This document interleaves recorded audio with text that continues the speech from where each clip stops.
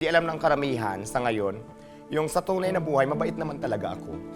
Alam niya ng mga kaibigan ko na nakakilala talaga sa akin. Yun siguro ang sikreto na hindi nila alam.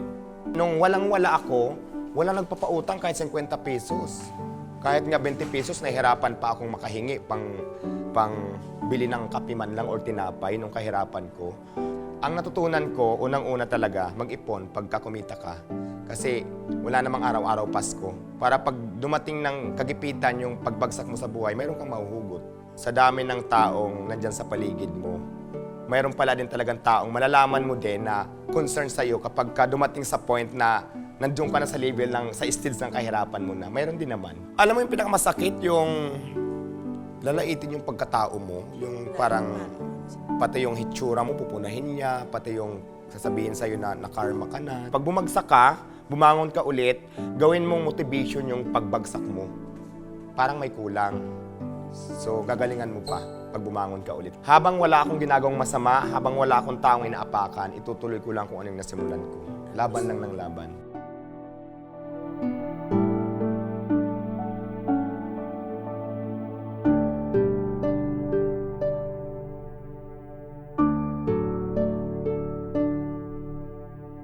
Diwata, meron ka bang sikreto na gustong i-share sa amin na hindi mo na ibubunyag kahit kanino? Siguro yung hindi alam ng karamihan sa ngayon, yung sa tunay na buhay, mabait naman talaga ako. Alam niya ng mga kaibigan ko na nakakilala talaga sa akin. Yun siguro ang sikreto na hindi nila alam. Naging dumami yung basher ko since nung nag-start yung Paris ko at naging popular ako sa social media, yung hindi ako nagpa-picture. Kasi di ba dati kasi sobrang busy ko noon.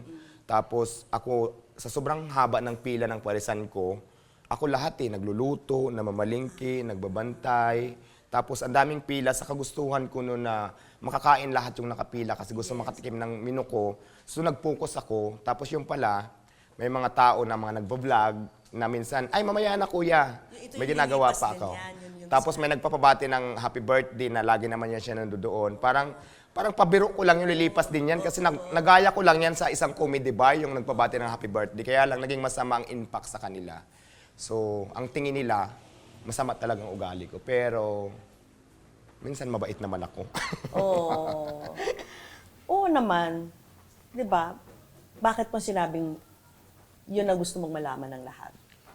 Na mabait. Kasi ang lumalabas kasi sa social media ngayon, parang ang sama-sama ng ugali ko. Yun ang pinupunto nila. Kasi yung siguro yung sekreto na matulungin ako sa pamilya ko, sa mother ko, sa mga pamangkin ko, hindi nila alam yun. Pero ano yung natutunan mo sa part na yun ng buhay mo?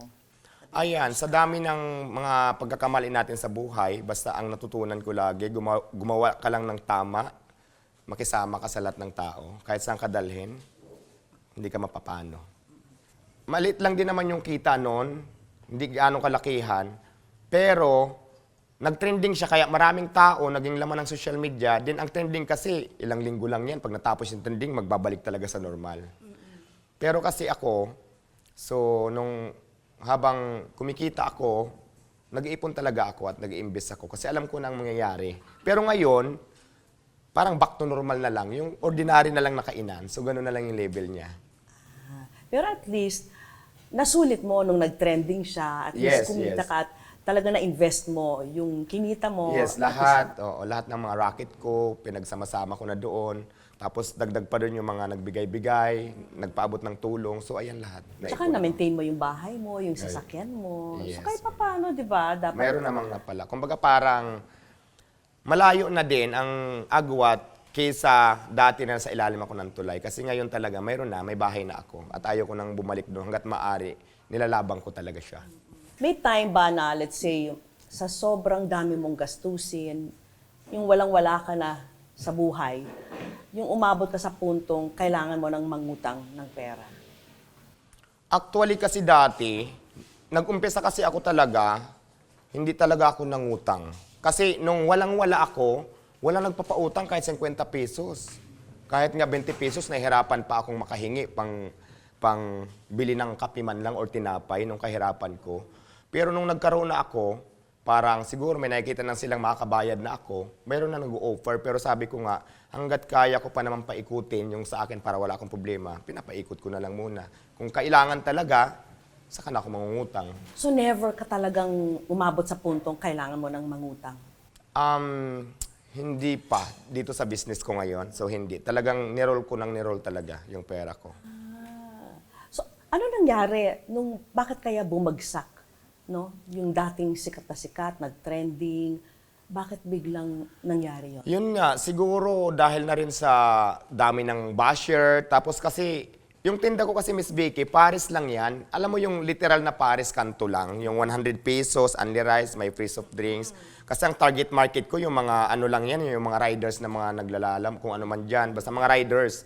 Siyempre alam ko lahat ng tagumpay mo, no? Dahil, hindi dahil sa swerte, dahil talaga sa paghihirap mo. Yes. At saka kasipagan na rin. Oo. Pero nung nangyari yung pinaka mababang point sa buhay mo, paano ka naapektuhan mentally, emotionally, dahil dyan? Lahat kasi noon, ang iniisip ko na lang, wala lang. Parang ito na lang yung buhay mo, umiikot na lang dyan, basta makakain ka lang sa isang araw, okay na yun. Matutulog ka kung saan-saan dyan, kung saan ka inabutan ng antok. So, parang noon, ganun lang yung nasa isip ko. Wala nga akong pangarap ng mga time na yun na ganun yung level ng buhay ko. Pero talagang mabait lang talaga si God. Kasi yung nasa ilalim ako ng tulay, nakapagtrabaho din ako construction worker. Oo, tumagal din ako dyan. Tapos, yun nga, nag-pandemic, nagbawal yung mga construction. Doon ako nag-start magtinda-tinda. So, ayan yung napalago ko. Meron ka bang pinagsisisihan? Pag pinabalikan mo yung time na nasa tugatog ka ng tagumpay, meron ka na learnings, ganyan. Marami akong natututunan, pero mga pinagsisisihan, wala. Ang natutunan ko, unang-una talaga, mag-ipon pagka kumita ka. Kasi wala namang araw-araw Pasko. Para pag dumating ng kagipitan yung pagbagsak mo sa buhay, mayroon kang mahuhugot. Kaya kung kumikita ka ngayon, so kailangan mo talaga mag-ipon siguro. Para pagdating ng araw, mayroon kang mahuhugot. Naniniwala ko doon. Yun ang mga natutunan ko, number 1. Okay. Number 2. Number 2, maging masipag ka. At huwag mong intindihin yung mga tao na yan na bulong lang ng bulong. Gumawa ka pag alam mong tama, go ka lang ng go. So huwag ka magpadala sa mga taong nasa paligid mo na madidistract lang sa'yo. So yun ang mga natutunan ko. Number 3, meron pa? Number 3, ano pa ba ang number 3? Maging masipag ka lang, laban lang ng laban, bawal sumuko. So yun ang mga natutunan ko. Di ba, tatanungin kita, no? Meron bang mga tao na, let's say, nung kasikatan mo, nung tagumpay, height of tagumpay mo, biglang nandun sila. Tapos nung nagkaroon ng problema, biglang nawala sila. Actually, marami yan. Ang dami. Kasi nung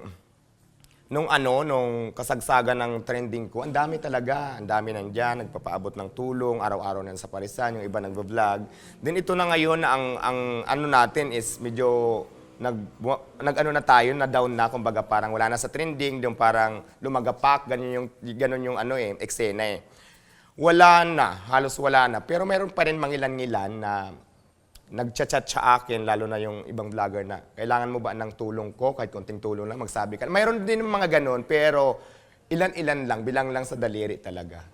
Mayroon namang ganun. Talaga? So, anong natututunan mo sa mga tao? Kaya doon ko talaga na-realize, sabi ko, sa dami ng taong nandyan sa paligid mo, mayroon pala din talagang taong malalaman mo din na concern sa'yo kapag dumating sa point na nandiyon ka na sa level sa stage ng kahirapan mo na. Mayroon din naman. Anong gusto mong sabihin sa mga taong yon?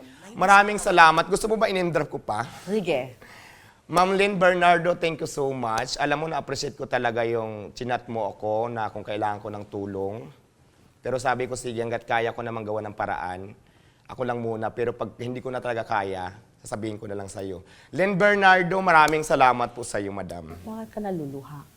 Naiyak ako, natatsa ko.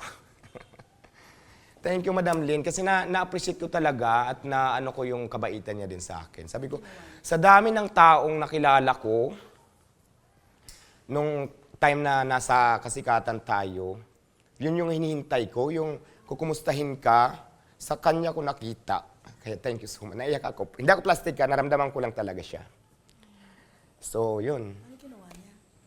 Hindi, wala lang. Alam mo yung di ba, nung time na nalaman niyang nandun ako sa kulungan, Nag-chat siya na, kailangan mo ba ng tulong ko? Ano bang problema pa? May tutulong ba ako sa'yo? Yung kukumustahin ka na...